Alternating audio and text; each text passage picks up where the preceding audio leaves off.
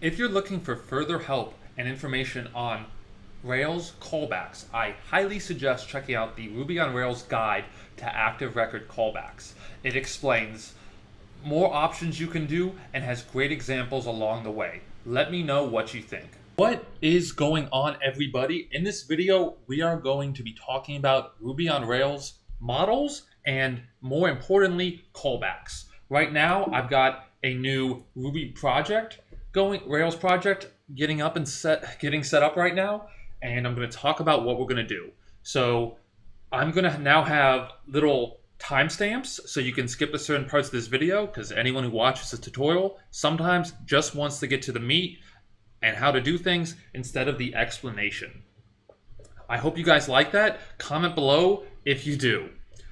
But Ruby on Rails has something called callbacks, and callbacks are methods that get called at certain moments of an object's lifetime cycle. So if I have a user, or if I have a zombie or a tweet, there's times when it gets updated, saved, created, or deleted. And so anytime any of those things occurs, we can have something called a callback, which is a method that automatically triggers when any of those database actions occur.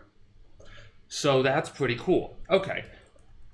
Without further ado, let's get started. Let's CD into our project and let's create a model. We're just going to right now create a model called a user. I'm going to give an email, I'm going to give it a login, I'm going to give it an age, and we'll make age an integer. Email will be a string by default and login will be a string by default. Sweet, okay? So now that I have both of these, I am going to vim into the model class. So I'm going to go into the the user.rb file. And so right now we're going to make a validation and a callback. So the first thing we're going to do is we're going to validate that email has a presence of true. So email cannot be nil. It has to be at least a string, maybe a blank string, but it has to be a string. For now, we'll just keep it that basic. And one thing we're also going to do is we're going to make a callback. And the way to make a callback is in your model, simply call before and then create. So this callback, we are saying every time when you're about to create an object, call this method. And we're going to make a method called check for login. So every time you're about to create something, call this method check for login. Now, where is the method check for login? We could name it the method could be named anything we wanted to. It'd be any symbol that we gave it to. So we need to make up this method check for login. So it calls it.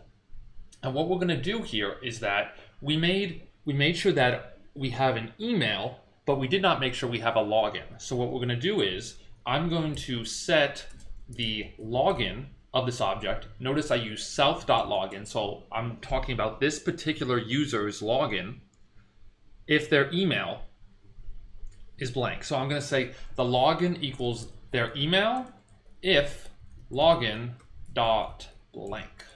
Okay, and blank will mean a blank string or nil. So I'm going to say, okay, check for login. If it is, give it the email. Now the reason because I'm not giving I'm not giving email the self attribute is because email is what's getting passed into us before we create the object. So it's not a part of the model yet. It's not saved to the user yet. So it will check login if we have that email. So before create, if login's blank, we'll set it to that. Okay, so now we're going to exit out of Vim here. And what we're going to do is we are going to now go into the Rails console where we can view this. And so now I'm going to make a variable called user, and we're going to do user.create email aj@vt.edu,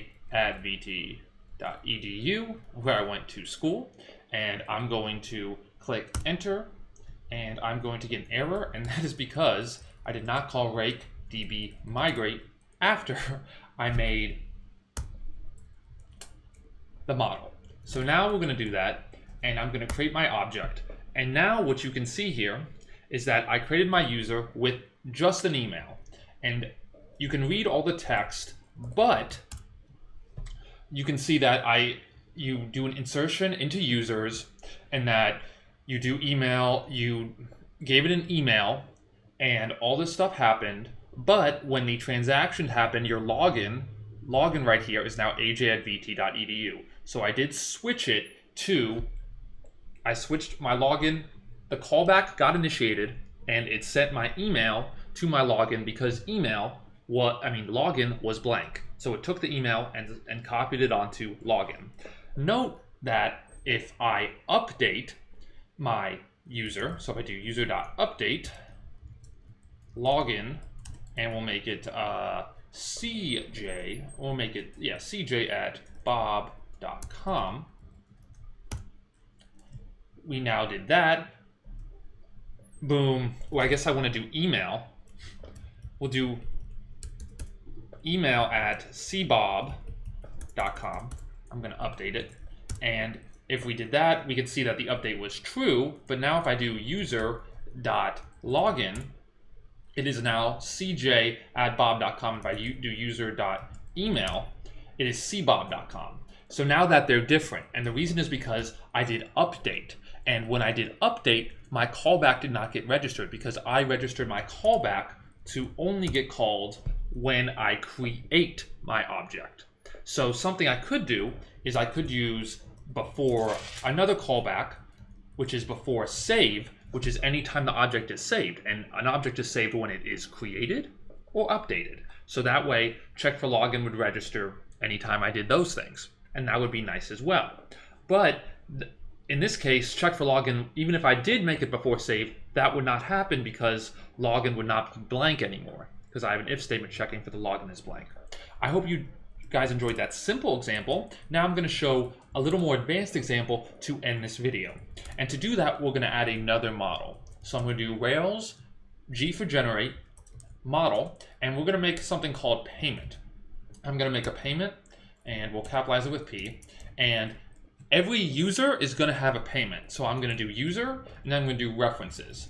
And references, if you haven't done Rails before, is an easy way to associate your new model with another model. So I'm going to say, hey, every user is going to somehow have a payment. It may have many payments, or it may have one payment, or it may be a many-to-many relationship. So I'm going to say, hey, every user has a payment, and let's just give the payment a name as well.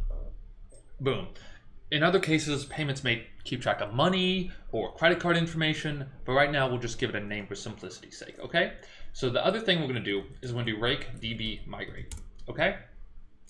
And the cool thing about references, doing this instead of the user ID way, if you know how to do that, is that it makes things easier for us. So if I go into payment.rb, you can see here that the belongs to user statement is already right there for us. That's what references did when we migrated it. And so now for user, we can do has one payment. And if we did has many, we do payments with capital I, with a plural, so it makes sense because you have many payments. So now we know that the user has one payment. And if I go to my schema file, which has how my database is organized, we can see that payments has a user ID right here, and that we have an index between payments and users so that the users does know about the payments. So now we're going to use that before save method, which is going to be pretty cool. We'll use that before save method, and it's called create payment. So now every time a user is created, if we create a user, we're going to treat it like we're creating an account. And it's possible that we want that user to be able to have a payment, be able to associate their credit card. If they were signing for Amazon, this would be a great thing to do. So we're going to make another method called create payment. Okay? And simply what we're going to do here now is I'm going to do payment.create user self, and then we're going to give it a name, and we'll give it a name of just me, of AJ, just because I'm pretty outlandish. We may want to just leave name blank, but for now we'll give it a name just so we can check it later. So what I'm saying is that every time before we save this object, we are going to create it if payment.nil. So before the user has saved before we update the user and save, we are going to create a payment if the payment is nil. So if we've just created a user and payment is nil, meaning we've somehow got rid of a payment, a payment was nil, so we just created a user, we're going to make a payment and we're going to associate that payment with the user. Okay? So that user is going to be self and its name is going to be AJ. So this payment, every user will by association also have a payment, and this will be a good way of keeping track of that. So if payment is nil, even if we set payment to nil, when we update that, a new payment will get created. Okay? So now we're going to leave Vim, and I'm going to make sure I ran rakedb migrate. I did, and we're going to go into the Rails console, which you can run by running Rails C. And now we're going to make a new user. So I'm going to do user2, just for this case. I'm going to do user.create. And then we said we had to have an email. So I'm going to do user.email. I'm going to do, zuck@fb.com. And let's just create it. So now we did a lot here. So now we can see that it was successful. And now let's do user2.payment. And we can see here that we do have a valid payment. And I can do user2.payment.name, and it's AJ. So even though I just created a brand new user with the create method with a new email, that payment was waiting for me right there. And it was created at the same time. You can look at the values, but it was created the same second, the same second that the user was created. So as soon as I create a user now, since I didn't pass in a payment along with it, boom. Something you could also do is when you're creating the user, you could pass in a payment with it, and all callback would check, oh, payment's not nil? Well, if payment's not nil, then I won't rewrite it. I won't create a new payment.